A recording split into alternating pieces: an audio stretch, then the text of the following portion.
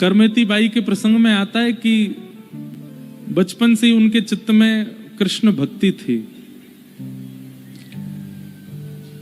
एक बात मैं कथा में कहा करता हूं कि भक्ति के जो गुण हैं वो दो लोगों के अंदर आते हैं। पहला कौन? जिसके पूर्व जन्म के भक्ति के संस्कार इस जन्म में भी आए हों तो ही वो भक्त बन पाता है। कहीं ना कहीं उसने पूर्व जन्म में खूब भक्ति करी है, इस जन्म में किसी की कथा सुन के, कहीं दर्शन करके, किसी सत्संग को करके उसके चित्त में भक्ति आ जाती है। तो भक्ति के जागृत होने का पहला कारण क्या है? पूर्व के संस्कार। और या फिर भक्ति दूसरे प्रकार के लोगों में आती है जो घोर नास्तिक हों, घोर कामी, घोर क्रोधी, घोर लोभी, सब चीज घोर ही घोर हो। उनको जीवन में एक ऐसी ठोकर लगती है कि उस ठोकर के बाद वो भक्त बन जाते हैं, उनको फिर वो भक्ति मार्ग में आ जाते हैं। तो मीराबाई, करमेती बाई, सूरदास, कुंभनदास, रैदास, ये सब कौन है? ये सब पूर्व के भक्ति संस्कार वाले भक्त हैं। इनके जन्म में पूर्व से संस्कार थे। सब लोग बहुत ध्यान से सुनो।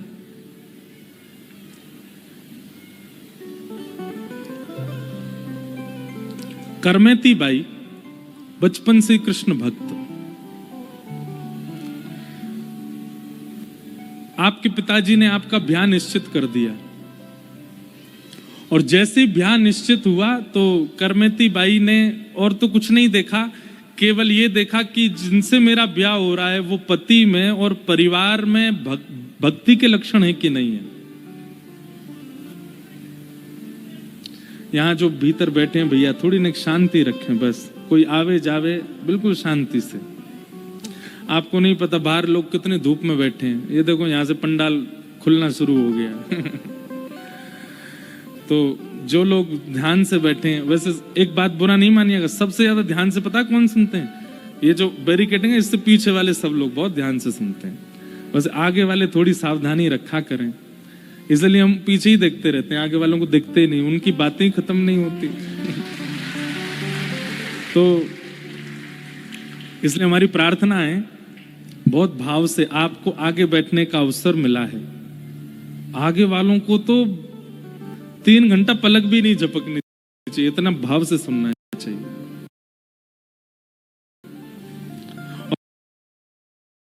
और आगे वालों से एक और निवेदन है हमारा कि व्यास से पूर्व ही कल आके बैठ जाइएगा। पीछे वाले बेचारे देखो कब आके बैठ जाते हैं, और यहां अभी एंट्री चली रही है, तो इसलिए आगे वाले थोड़ा सा अपने इस उपयोगिता का सावधानी से इस भाव को उपयोग करें कि पहले ही आ जाया करो, बहुत सावधानी से सुनो।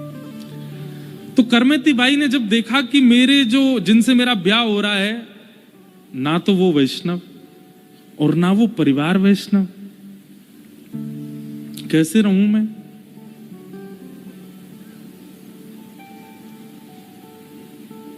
करमेती बाई ने खूब सोचा, माता पिता की आज्ञा मुझको माननी है, माता पिता को निराश नहीं करना है।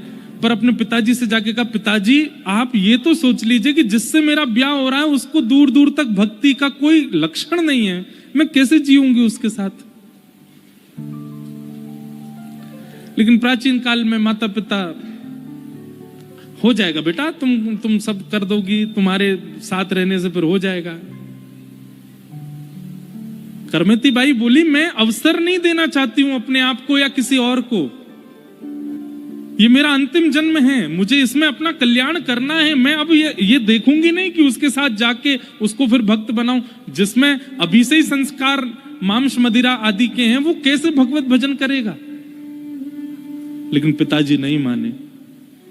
अच्छा कुल है, अच्छा खानदान है, अच्छा सब संपत्ति है, कोई बात नहीं। करमेती बाई बहुत परेशान हो गई। जिस दिन करमेती बाई का ब्याह था, जैसे जैसे बारात आती जा रही है, करमेती बाई इतना चिंतन में कि क्या करूं। कान पकड़ के कक्ष में ही क्षमा मांग ली माता पिता से, और द्वार पर बारात आई और करमेती बाई वृंदावन भाग गई। उसी समय छोड़ के चली गई घर।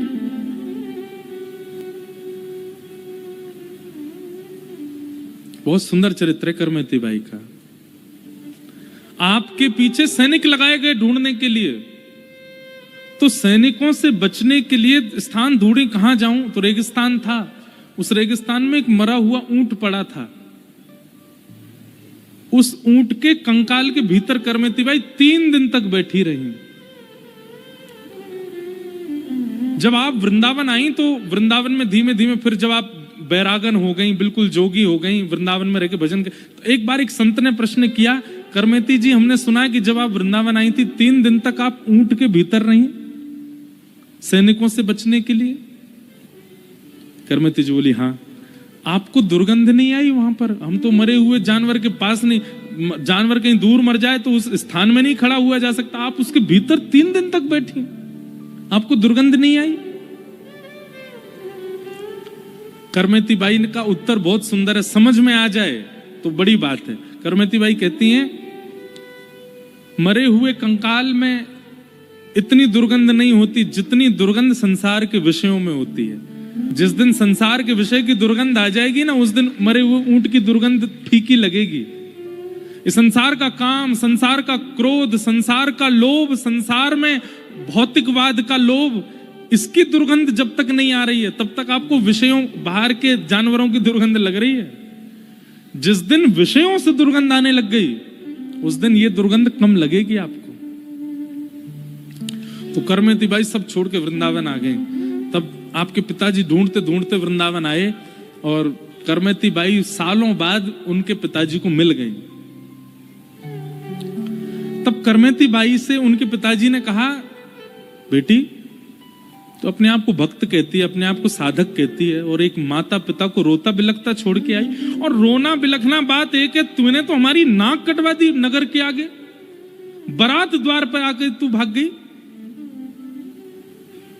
तो करमेती बाई, देखो इस प्रसंग का गलत अर्थ मत निकालिएगा, लेकिन प्रेम अतीत होता है तो व्यक्ति धर्म पर चिंतन नहीं करता।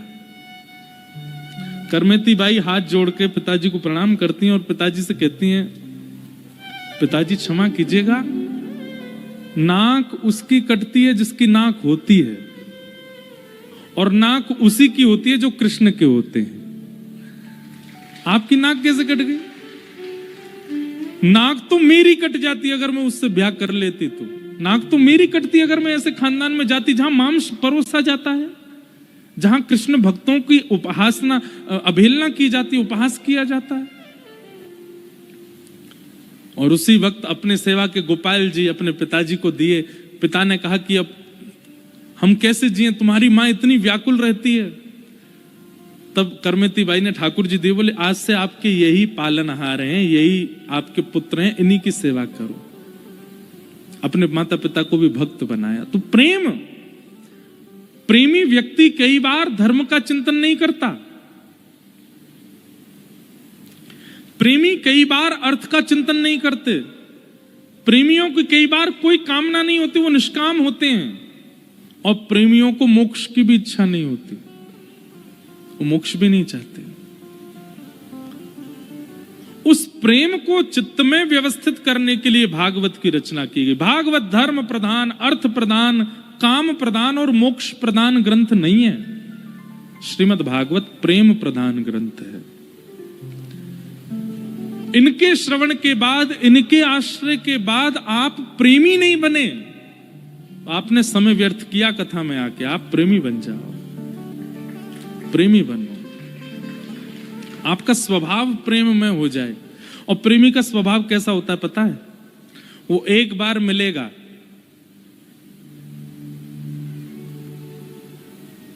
और मिलने के बाद जब जाएगा तो उसका स्मरण आपके चिंतन से नहीं जा पाएगा। उसकी क्रिया, उसका स्मरण आपको भावुक कर देगा, उसकी चर्चा आपको व्याकुल कर देगी। ये प्रेमी का स्वरूप होता है। वो जिनसे मिलता है वहां अपनी लंबी छाप छोड़ के जाता है। प्रेमी व्यक्ति का लक्षण है। हमारे ब्रज के रसिक संत, एक बार यदि आप मिल लोगे उनसे, आप भूल नहीं पाओगे उनको। उनका चिंतन, उनका स्मरण, उनका भाव सदैव चित्त में बना ही रहेगा। क्यों? क्योंकि वो प्रेम युक्त है। धर्म युक्त व्यक्ति का 2 रात्रि तक स्मरण हो सकता है, पर प्रेम युक्त व्यक्ति का स्मरण तो मरते दम तक रहता, उसकी स्मृति नहीं जाती चित्त से। उस प्रेम को स्थापित करने वाली चित्त में श्रीमद् भागवत। तो वेद व्यास जी ने किस आश्रय से भागवत जी की रचना की? प्रेम। अब प्रेम बात कहूं तो प्रेम पर ही इतनी चर्चाएं याद आती हैं। करमती बाई याद आई, रसखान याद आ रहे हैं, कुम्मनदास याद आ रहे हैं, कृष्णदास याद आ रहे हैं। कल रात में अनुश्री जी, कुम्मनदास जी के, हम देखो ये भी कितना अच्छा भाव है ना कि कथा के बाद भी कोई संसारी चर्चा नहीं हो, तब भी भगवत चर्चा ही। आज हम वन भी गए, वहां भी भगवत चर्चा। एक वैष्णव के संग रहने का ये बहुत बड़ा लाभ है कि आप जितनी देर उसके साथ हैं कोई संसारी चर्चा होती ही नहीं है, वैष्णव चर्चा चलती है। कुम्मनदास, उनके चरित्र में ऐसा वर्णन आता है कि इतने दीन थे, इतने गरीब थे कुम्मनदास। गरीब शब्द बोलने में मुझको थोड़ा अटपटा लगता है, इसलिए मैं दीन बोलता हूं। इतने दीन थे कि उनके घर में तिलक स्वरूप लगाने के लिए शीशे की आवश्यकता होती है, शीशा भी नहीं था। कठौते में जल भरते और उसमें अपनी छाया देखते और छाया देख के तिलक लगाते थे। कुम्मनदास जी के इस त्याग को देख करके ठाकुर जी इतने ही रीझ गए कि कुम्मनदास जी की गोद में स्वयं ठाकुर जी आ जाते थे। और स्वयं ठाकुर जी, छोटे से गोपाल जी आके कुम्मनदास जी की गोद में बैठते और सुबह सुबह नहा धो करके कुम्मनदास जी जब तिलक स्वरूप कर रहे होते सोई ठाकुर जी आ जाते। ठाकुर जी कठौता के जल को तो फैला देते और कहते, ए कुम्भना, तेरी आरसी तो मैं हूं। आरसी मतलब शीशा, तेरो शीशा तो मैं हूं। और ठाकुर जी अपने छोटे छोटे हाथों से कुम्मनदास जी का ऐसा मुख पकड़ते, बोले हाँ कुम्भना अब तिलक लगा। कुम्मनदास जी तिलक जैसे रखते, ठाकुर जी कहते नेक नेक इधर कर, नहाने के इधर कर, हम अब बीच में अब लगा ले। और जैसे किस देख टेढ़ो जा रहा हो, सीधो कर या सीधो कर, हाँ लग गयो। अरे वाह कुम्भना कितना सुंदर लग रहा है, देख मेरो कुम्भना कितना प्यारो। कुम्मनदास जी के नेत्र सजल हो जाते, ठाकुर जी उनसे तिलक लगवाते। क्यों? कुम्मनदास धर्मावली नहीं है, कुम्मनदास अर्थावली नहीं है, कुम्मनदास कोई बहुत बड़े सिद्ध नहीं है, कुम्मनदास प्रेमी है। उनके चित्त में प्रेम है। इसलिए हमारी प्रार्थना है भैया, कलयुग में सिद्ध, कलयुग में तपस्वी, कलयुग में वैरागी, विरक्त होना बहुत मुश्किल है। हम निंदा भाव से नहीं कह रहे हैं, पर हम जानते हैं, बहुत नजदीकी से देखते हैं, इसलिए हम कह रहे हैं बहुत मुश्किल है। पर कलयुग में प्रेमी बनना बहुत सरल है, बहुत सहज है। प्रेमी बन जाओ और वो प्रेम श्रीमद् भागवत से आएगा चित्त में। मीराबाई का स्वभाव था, आप किसी काले व्यक्ति को देख करके बोलोगे, मन में सोचोगे, बोलोगे नहीं, क्या बोलोगे? काला है, ठाकुर जी ने इसको काला बनाया है। किसी नाटे व्यक्ति को देख के बोलोगे, ठाकुर जी ने इसको नाटा बनाया। किसी लंबे, ओ ठाकुर जी ने कितना लंबा बनाया हो। किसी मोटे को देख के कितना खाता होगा, मोटा हो गया है। किसी पतले से वो बड़ा ध्यान रखता है, पतला है तभी। पर प्रेमी व्यक्ति को ये सब नहीं दिखता। प्रेमी को तो हर स्थिति में श्याम सुंदर ही दिखते हैं। मीराबाई किसी सांवले व्यक्ति को देखती तो उसको देख करके नेत्र सजल हो जाते मीराबाई के, और वो सांवला व्यक्ति कहता, बाई जी आपके नेत्र सजल क्यों हो रहे हैं मुझे देख के? मीराबाई कहती, तुम पर कितनी कृपा की ना ठाकुर जी ने। क्यों? अपना वर्ण तुमको दे दिया है, अपना रंग तुमको दिया है।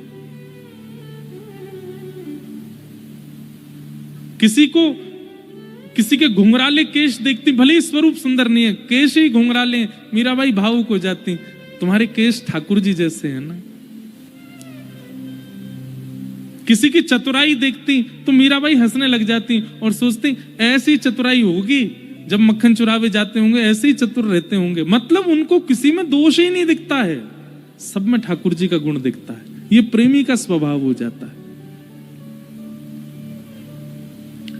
आपके ओरछा के बुंदेलखंड के श्री हरिराम व्यास, उनका तो प्रसिद्ध पद है, हरिराम व्यास जी के सामने अगर कोई क्रोधी आ जाता तो हरिराम व्यास जी नहीं कहते क्रोधी आया, यूं कहते हो परशुराम जी की कृपा वाला व्यक्ति आ रहा है, इस पर परशुराम जी की बहुत कृपा है।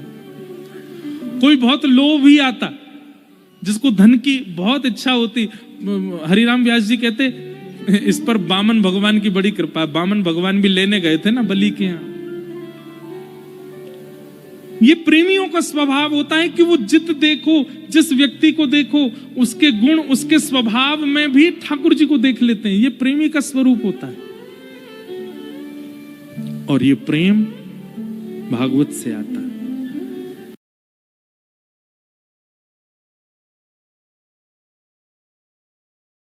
हमारे यहां जैसे मीराबाई का प्रसंग आता है, ऐसी एक और थी करमेती बाई। क्या नाम था? करमेती बाई। करमेती बाई भी राजस्थान की थी। करमेती बाई के प्रसंग में आता है कि बचपन से ही उनके चित्त में कृष्ण भक्ति थी। एक बात मैं कथा में कहा करता हूं कि भक्ति के जो गुण हैं वो दो लोगों के अंदर आते हैं। पहला कौन? जिसके पूर्व जन्म के भक्ति के संस्कार इस जन्म में भी आए हों तो ही वो भक्त बन पाता है। कहीं ना कहीं उसने पूर्व जन्म में खूब भक्ति करी है, इस जन्म में किसी की कथा सुन के, कहीं दर्शन करके, किसी सत्संग को करके उसके चित्त में भक्ति आ जाती है। तो भक्ति के जागृत होने का पहला कारण क्या है? पूर्व के संस्कार। और या फिर भक्ति दूसरे प्रकार के लोगों में आती है जो घोर नास्तिक हों, घोर कामी, घोर क्रोधी, घोर लोभी, सब चीज घोर ही घोर हो। उनको जीवन में एक ऐसी ठोकर लगती है कि उस ठोकर के बाद वो भक्त बन जाते हैं, उनको फिर वो भक्ति मार्ग में आ जाते हैं। तो मीराबाई, करमेती बाई, सूरदास, कुंभनदास, रैदास, ये सब कौन है? ये सब पूर्व के भक्ति संस्कार वाले भक्त हैं।